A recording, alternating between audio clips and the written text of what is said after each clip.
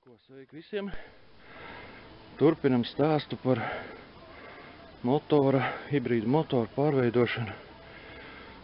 Un šodien runāsim tieši konkrēti par motoru. Man lūk uztaisīja izplūdes caurulīti, izplūdes gāzes, ies iekšā tātad kājā.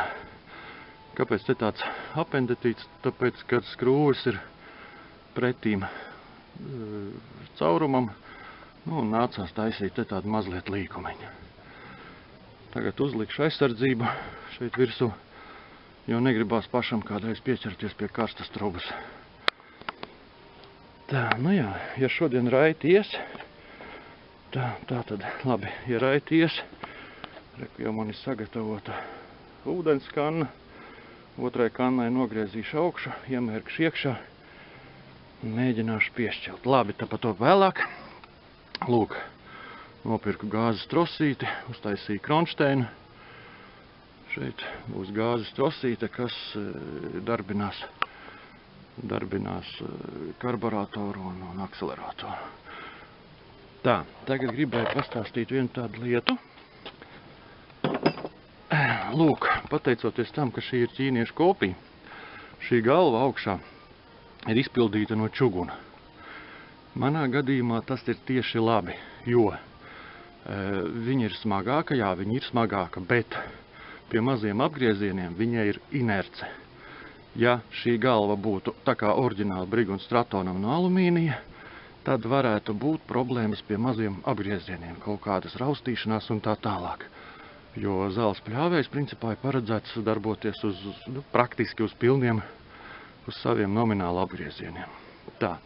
Labi, padarbošos tālāk. Vēl gribēju parādīt, ko. Lūk, ir apgrieziena regulators. Viņu nost it kā var jaukt un tur ņemties darīties, bet es domāju, ka tas nav vajadzīgs un arī pārsvarā arī to nedara. Vienkārši noņem viņa darba atspērīti. Lūk, viņa darba atspērīti, kur šeit ir tāds kloķīts, kas darbina karburatoru apgriezienus. Noņem to kloķīti nost un es izurbu caurumu, kur redzēt caurumiņu, un ieliku iekšā viņa darba atspērīti. Un tagad viņš dzīvos vienkārši savu dzīvi. Labi, iesim tālāk. Tā, es te bišķiņu kaut ko vēl paskrovēšu, salikšu un tad pastāstīšu tālāk. Lūk, uzliku aizsardzību, tagad nesanāks nejauši pieskarties izpūtējiem un apdedzināties. Tā, ejam tālāk. Tātad gāzes trosīt uzliku, kronšteiniņš, uzliku benzīna krāniņu starpā, jo, kā tad motors bez krāniņa. Tas ir ciet, tas ir vaļā. Starp citu, pa krāniņu runājot, baigi ilgi nāca no eBay, gandrīz 2 mēnešus, bet, domāju, tas bija tā vērts, jo eBayā viņš maksā pusotru latu. Pie mums Latvijā tieši šis pats krāniņš maksā 12 lati. Kas lati? Kādi lati? Eiro. Viņš maksā eBayā pusotru eiro un pie mums Rīgā arī ir viņš nopērkams, tikai maksā 12 eiro. Plus vēl, ja jābrauc pakaļ kāds gabals, cik vēl benzīnā, vispār jā, tā ekonomika mums tāda interesanta. Redz, ķīnietis var uztaisīt un no Ķīnijas atsūtīt par pusotru eiro. Labi, tā, jā, par apgriezienu regulātoru es jau pateicu, apgriezienu regulātors dzīvos savu dzīvi. Tālāk vienošu gāzes trosīti. Šeit uztaisīšu pleciņu, starp citu, tā, lūk, pārtaisīšu šo detaļu, kas bija šeit bremze. Tā ir tā pati detaļa, izurbu sev vajadzīgos caurumus, bišķiņu piegriezu, nogriezu, iemetināju šeit tādu buksīti iekšā, lai nebūtu sānveida ļurkāšanās. Katrā ziņā, lai viņu minimāli dabūtu. Tagad es viņu te stelēšu iekšā, lai liktu gāzi klāt. Pagaidām iet raiti. Nezinu, tad jau manīs, kā mums te viss turpmāk ies. Paskatīšos, kas te notiksies. Vispār jau esmu sagatavojis ūdeni, varbūt pat piešķelsim. 2 stundas līdz uztaisīju sviriņu.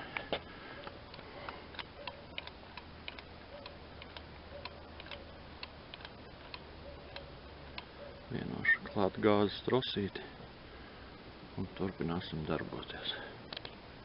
Viss ir savienots. Viss notiek caur gāzes trosīti. Tā, nu ko, šķilsim klāt. Ielēju eļļu, benzīnu, patiesības mirklis.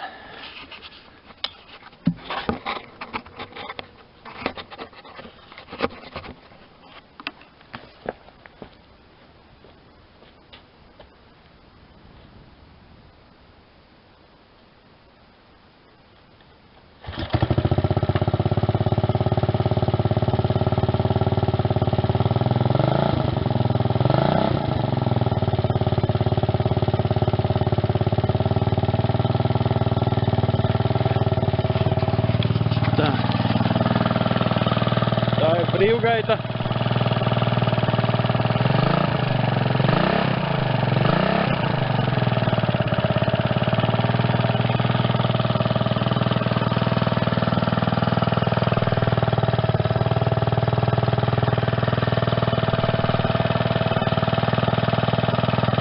Bet, lai eksperiments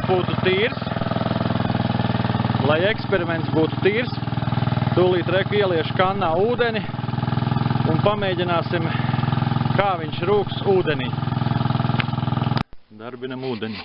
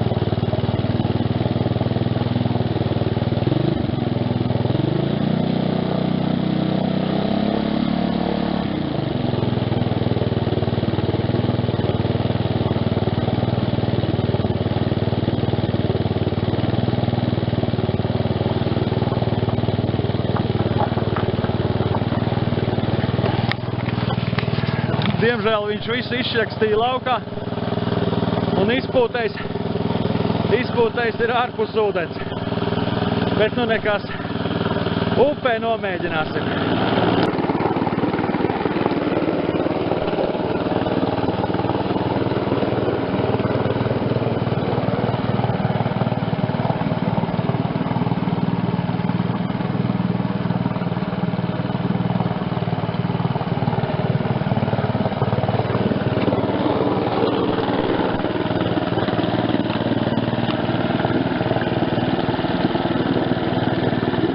Stopējam nost.